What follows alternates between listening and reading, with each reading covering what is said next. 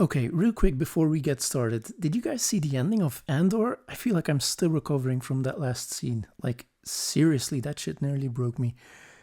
Anyway, this is the Gamepunt recap of the week, and I do promise I did try to make it shorter than last week's episode. So, let's start with a topic no one likes to hear about, price hikes. Because just 1 week after Microsoft raised the price on pretty much all of their Xbox products, Sony is planning on doing the exact same thing with their PlayStation lineup. This time it's as a direct result of Trump's tariffs, as they are expected to impact Sony's revenue by the tune of 100 billion yen, or around $600 million US. That news broke during an earnings call where Sony's CFO Lin Tao confirmed that the company is considering passing on the price of tariffs to the consumer in order to lessen that impact on their bottom line. Tao didn't mention PlayStation 5 by name, however, so it is possible that they would protect the console pricing by increasing prices of their other electronic devices. Last month, Sony already raised the price of the PlayStation 5 Slim Digital Edition in the UK, Europe, Australia and New Zealand, so hopefully these regions will not see another price increase.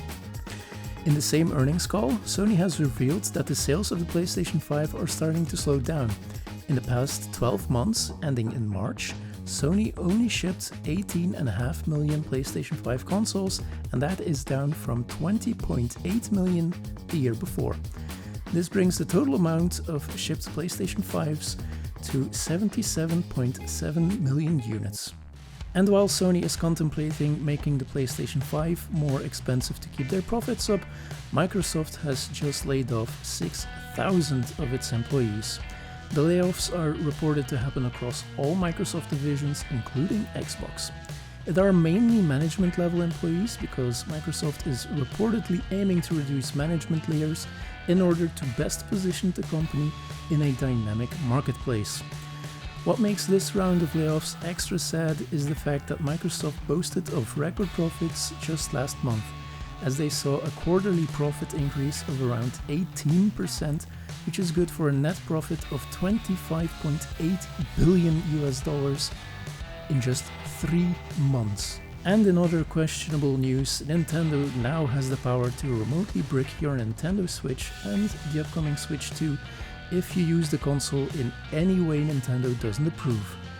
That came to light when GameFile.com went through the new May 2025 end user license agreement on Nintendo's website. It has added new language concerning the specific ways users are allowed to use Nintendo account services on the console.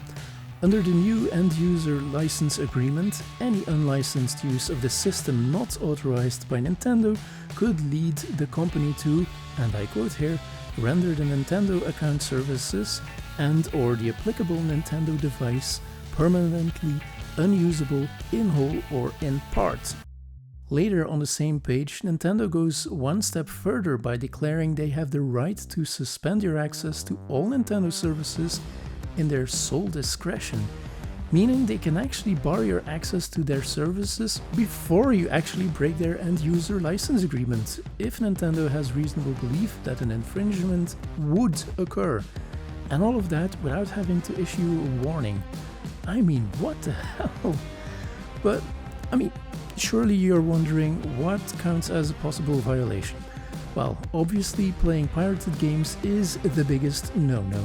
But with this move, Nintendo is also cracking down hard on emulation, as that would count as decrypting, compiling and circumventing certain Nintendo security measures. I personally really hate this new license agreement because, sure, it's one thing to cut off access to online services when you deliberately break their security measures in order to play games you have not paid for. But for Nintendo to actually brick your device you paid hundreds of dollars for? No, that goes way too far. At that point, it's your device and you should be able to use it in any way you want, not Nintendo. The new end-user license agreement is, thank God, only valid in the US, so us Europeans can breathe a big sigh of relief that our consumer protection prohibits these kinds of predatory behaviors from companies. Speaking of bad behavior, but this time from gamers themselves. Online hate campaigns. Everyone with the smallest bit of decency knows it's wrong and shouldn't participate in them. Unfortunately, they do happen, and they happen way too often, and often for the most stupid reasons imaginable, like an actress in a TV show not looking enough like the character from a video game. Or sometimes it's just because, well, they're female or of color. Because of all the online hate, Naughty Dog director and creator of their upcoming game, Intergalactic The Heretic Prophet, Neil Druckmann, has therefore sent its new star, Tati Gabriel, on a sort of mental bootcamp on how to deal with all the online hate.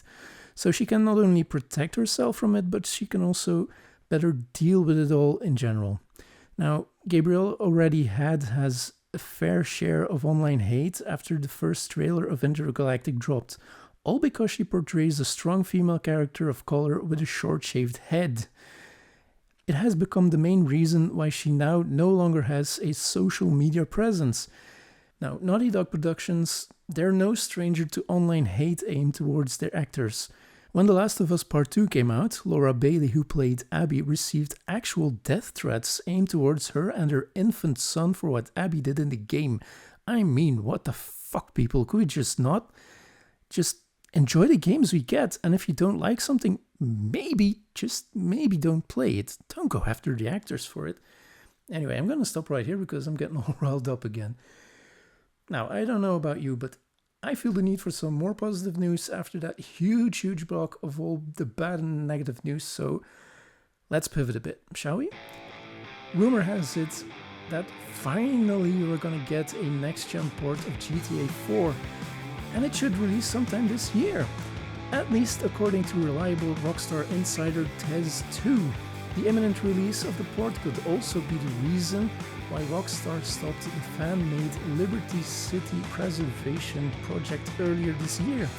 That mod would have added the entire GTA 4 map to the map of GTA 5, complete with traffic, pedestrians, weather and more, alongside improvements such as overhauled lighting, better textures and new scenarios.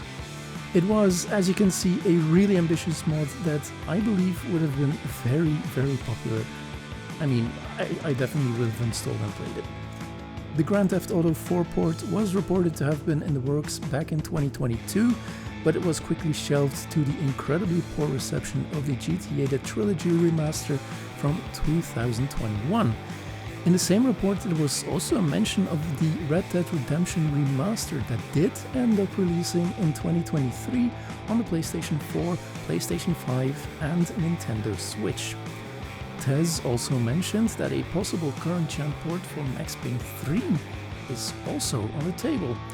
Rockstar is currently working on remasters of Max Payne 1 and 2, so bundling those with a ported third game, it does make sense. Anyway, would you like to see that GTA 4 port? Let me know in the comments below, because I definitely would love to see it. And this is probably a pretty unpopular take right here, but I actually liked GTA 4 more than GTA 5. Because even with its smaller map, it just felt more alive with more side activities like going to cabaret shows, playing bowling with Roman, and the immensely satisfying character ragdolls and physic damage systems. Good times. Okay. In other good news, Valve has expanded its Steam Deck Verified program to include other devices running SteamOS. This means that on the Steam store pages for games, SteamOS hardware other than the Steam Deck will get its own compatibility checkmark. To start, it only refers to the Lenovo Legion Go, as it is the only official SteamOS device announced so far. Roughly 18,000 games should be compatible with SteamOS from the jump. SteamOS compatibility ratings are based on a subset of the Steam Deck compatibility testing results and are meant to show at a glance whether a game and all of its middleware is supported on SteamOS. This includes game functionality, launcher functionality, and, very importantly for multiplayer, anti-cheat support. From the developer side of things, Valve is saying that it doesn't need to do any extra work to ensure SteamOS compatibility for its games. The verification can happen automatically, apparently based on the Steam Deck verification process. Additionally, Valve is promising that SteamOS compatibility results will be all the same or higher than Steam Deck verified results. There are not a lot of game releases this week, so let's start off with the biggest one of the week, Doom: The Dark Ages. And I've already covered the OpenCritic score of the game last week, where it sat on a mighty 86, which has now climbed ever so slightly to an 87. And Steam users, they largely agree with that, as it currently sits at a very positive 85%, with most of the negative Steam reviews complaining about the $70 or €79 price tag and the widely different approach in terms of combat compared to the previous Doom games. Doom: The Dark Ages is now available on PC, PlayStation 5 and Xbox Series X and S. The second release this week is Capcom Fighting Collection 2, which bundles Capcom vs SNK, Capcom vs SNK 2, Capcom Fighting Evolution, Street Fighter Alpha 3 Upper, Power Stone 1 and 2, Project Justice and Plasma Sword Nightmare of Bilstein? I don't know. Bilstein. And it's incredibly well received and currently sits at a mighty 84 on OpenCritic.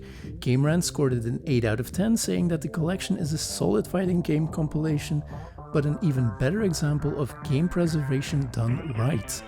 Nintendo Life gave the collection a 9 out of 10, praising the inclusion of rollback netcode for its online matches.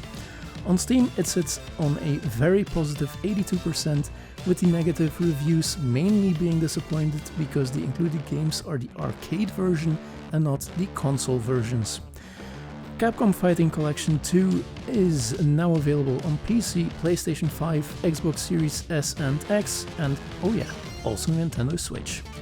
Lastly, there is the Precinct, a top-down action game that really went for the old-school GTA vibes. Only this time you play as a rookie cop that tries to unravel the mystery of his father's murder in the line of duty. Critics are not too impressed with this one, as it has landed on a fair 70 on OpenCritic. IGN scored the Precinct a 7, saying the game's focus on proper protocol eventually wears thin, but its top-down take on the GTA-inspired action from the right side of the law is undeniably arresting. Puns. DualShockers was not so positive. They gave it a 6 and compared the Precinct to a lukewarm dish being served after waiting for 2 hours. That does not sound like a 6 to me, but anyway. PC Game Zen straight up disliked it, although they did like that the Precinct focused on as much of the mundane as the action. It just wasn't enough to endure the hours of repetitive mission design and poor writing. They scored the Precinct a 4 out of 10. Steam reviews are a lot more positive, since it sits at a very positive 85%, but even the players are noticing repetitive missions and moments where the game just breaks all immersion because of restrictive objectives, bugs and quite inconsistent performance. The Precinct is now available on PC, PlayStation 5 and Xbox Series S and X. We got 2 delays this week, well, kind of. Ubisoft has announced it's delaying some of its biggest titles in production to create, and I quote, the best condition for success. As a result of these delays, Ubisoft said that financial year 2026 to 2027, which spans from April 1st, 2026 to March 31st, 2027, and financial year 2027-2028, same dates but a year later, we'll see significant content coming from our largest brands. So nothing for this financial year. Ubisoft is currently developing several Assassin's Creed games and is rumored to be working on Far Cry 7. The second delay is Marvel 1943 Rise of Hydra, which was supposed to release sometime at the end of the year, even though the game has not received a proper release date and we haven't seen anything since its announcement trailer and showcase during the Game Developers Conference back in March 2024. So the delay really isn't that much of a surprise. The reason Skydance Games gave us is the pretty standard: we need more time to polish the game and make sure we give you the best possible experience. And honestly, I'm all for it. Like Miyamoto famously once said, a delayed game is eventually good, but a rushed game is forever bad. A sentiment sadly way too few publishers seem to agree with. And just when I was finalizing the script of this video, I came across this little announcement that, as a person from Belgium, I just couldn't really ignore. Ubisoft is starting the production of a movie adaptation of, and you'll never guess it, Riders Republic. Yeah, that extreme sports game that, let's be honest, isn't being played by a lot of people right now. Anyway, the movie will be directed by the Belgian directors duo Adil El Arbi and Bilal Fallah, best known for Bad Boys for Life and Bad Boys Ride or Die. They've also worked on the Batgirl HBO series that has been written off for tax purposes back in 2022. Ubisoft promises the film will deliver non-stop thrills, humor and spectacular stunts. Riders Republic will be a co-production of Ubisoft Film and Television, Gaumont and 10.80 Films. It has no release date yet. Riders Republic the game is now available on all platforms bar Nintendo Switch. Okay, to wrap things up, sort of free games that you can download this week. Last week, PlayStation gave us the free PlayStation Plus games for all tiers of their subscription. This week, however, we get to see what's getting added to the extra and premium game catalog starting Tuesday, the 20th of May. The biggest game on offer is, without a doubt, Battlefield 5, where you can engage in some spectacular looking World War II battles. I mean, it's by no means the best Battlefield game out there, but at least it's no 2042. Next up is the remastered Stalker Legends of the Zone trilogy, where you get to investigate the zone's origins and rediscover what made the original Stalker games so great, but with enhanced graphics. If turn-based strategy games are more up your alley, Humankind is the game for you. There, you'll be rewriting humanity's history and combining cultures to create a truly unique civilization. Besides those games, PlayStation Plus Extra and Premium members also get Sandland, Soul Hackers 2, Five Nights at Freddy's Help Wanted Full-Time Edition, which includes all of its DLC and the PlayStation VR 2 version. Other than that, you also get Granblue Fantasy vs. Rising, The Cozy Story of Seasons, A Wonderful Life, and Gloomhaven Mercenaries Edition. PlayStation Plus Premium members also get the Xbox Classic Battle Engines Aquila. It's all in all, to be perfectly honest, not the best lineup to lure in new subscribers, I think, but they're free games, so who's complaining? On Game Pass, things are actually looking better, especially with the day one inclusion of Doom: The Dark Ages. If taking down demons in a fantasy-like setting is your thing, you'll probably also love the critically acclaimed up to 4-player co-op first-person melee action game Warhammer Vermintide 2. Now, if you like to take things a bit more slowly, perhaps you'll love Culebra and the Souls of Limbo, a papercraft adventure game where you'll meet the good and not so good folks of Limbo, a place where souls with deep regrets are cursed into repeating the same day on a loop. It's up to you to set them free and enable them to move on. Culebra and the Souls of Limbo is a day one addition to Game Pass and is also available on Nintendo Switch. If the Precinct seems like something you'd like, but you don't really like the top-down view, then maybe Police Simulator Patrol Officers is more up your alley. Just don't expect as many shootouts and high-speed car chases, but speaking from experience, you'd better be okay with some occasional bugs. If being a virtual police officer isn't your speed, but you still like to save virtual people, the last addition to Game Pass comes from the same studio and publisher, Firefighting Simulator: The Squad. A, firefighting simulator that got pretty mixed scores and is best played with friends. Amazon Prime Gaming added 2 games to give away. The first is Endless Legend Definitive Edition, a 4X turn-based strategy game where you have to protect and guide your people on the inhospitable planet Auriga.